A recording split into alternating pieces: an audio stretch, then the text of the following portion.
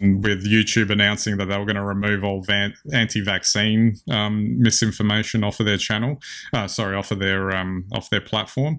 That's going to be really interesting in terms of how they're able to actually execute that and actually get the right videos off. I don't, given the sheer volume of content, I can't imagine that there's a crack team in the back, manually ticking a checkbox against these videos and catching everything. They'd have to have some sort of algorithm to try and, swamp all of this up.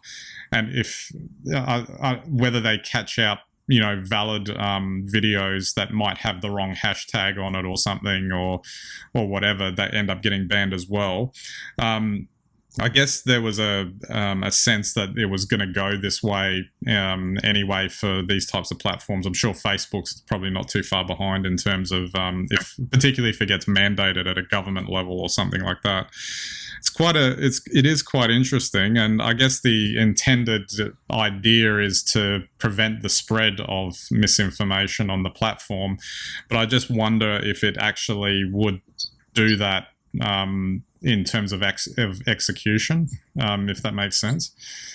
Oh, it makes perfect sense. And look, I guess I think about this a little bit differently, only in terms of if they can remove all the misinformation about vaccination, why can't they remove all the misinformation from YouTube?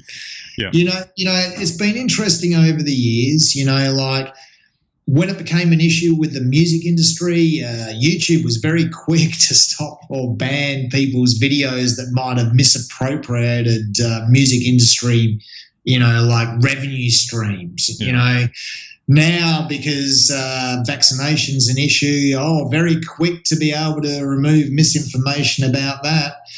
But meanwhile, if you want to put up misinformation about anything else, go ahead.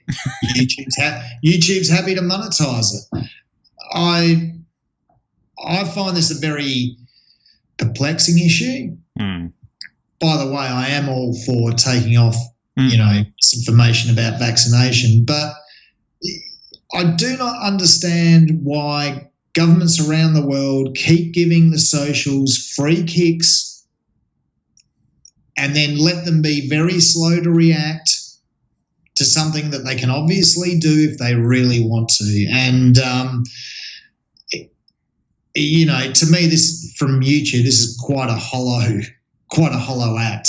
Yeah, I mean, like just picking up on one of your points, like obviously I'd be happy for the anti-vax misinformation to be pulled down. It's just that, like I said before, I just have real trouble understanding how they could execute this perfectly anyway. And like you said, there's so much other crap that's on there that leads people down misinformation rabbit holes.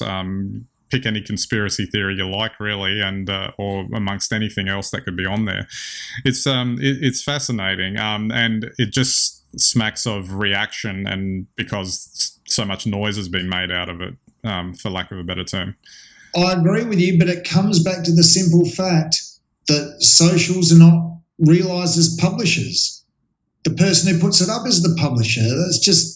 It's ridiculous.